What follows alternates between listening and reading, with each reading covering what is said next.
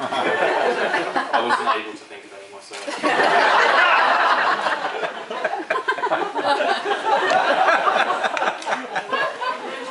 I apologise on Priya's behalf that she can't be here to give an emotional speech.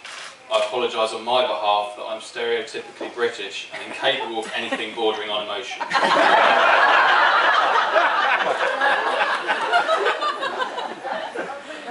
I'm sorry for my ridiculous accent, and if the jokes don't make sense, please just laugh at my accent. I apologise to Matthew, the reason for which will soon become apparent. He got off very lightly in the first speech.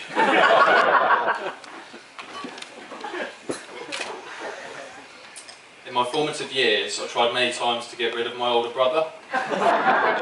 Summers in the garden playing games inevitably turned to hitting Matthew with a cricket bat, and any visit to a swimming pool would become an endeavour to drown him. From my childhood research, I offer this conclusion to Megan. He's remarkably resilient, and you're definitely stuck with him now.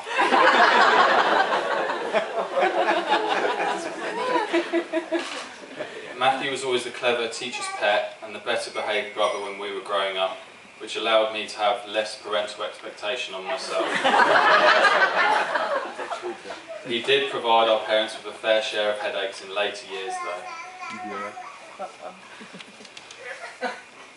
Matthew has had brushes with fame. He features on the front cover of national newspapers and in a feature film, making him the most famous Axworthy here tonight. I'm not sure what his next film appearance will be. Judging from his current physique, I'd say he's preparing for a role as a Homer Simpson-like character.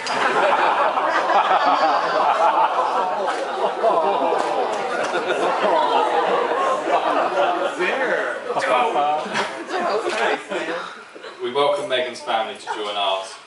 My parents have a framed picture of themselves along with Megan, Matthew, Jamie and Kathy placed in pride of place on view as soon as you step through their front door.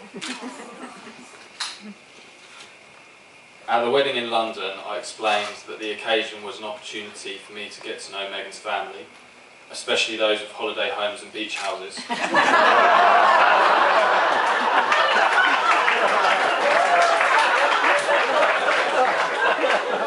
I'm delighted there are even more of Megan's family here tonight for me to meet.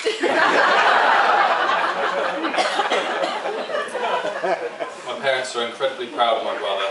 They've printed dozens of wedding photos for albums and frames. They also threw a summer party for more of our relatives to meet Megan. Matthew has clearly picked his bride well. He has found someone driven enough to combat his laziness and someone clever enough to stand a chance of winning an argument with him. I had a habit of borrowing my brother's music when I was a teenager and occasionally returning it. He once said there had been no good music released since Johnny Cash's last album. Now he's married Megan, he's become a bit more modern. Recently they went to see a Mumford & Sons concert in Hyde Park. The day before, the Rolling Stones had played at Glastonbury Festival for the first time. We chatted about the two bands, and I was taken aback when Megan suggested Mumford & Sons were a better band than the Rolling Stones. I expected Matt to say something. Maybe his taste in music was never that great. Matthew and I are fiercely competitive, although if we had a competition to see who was the more competitive, I would win. In light of this, if I ever get married myself, I'm now going to have to get married at least 3 times.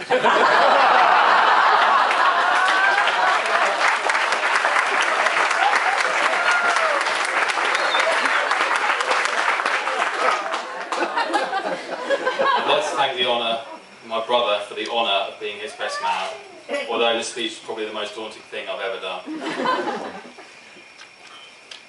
At this stage, I'd just like to confirm that there isn't a third wedding that Megan can have, so I don't have to give another speech.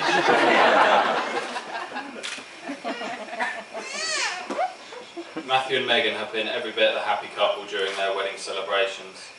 I'm very confident they will have a long and happy married life together.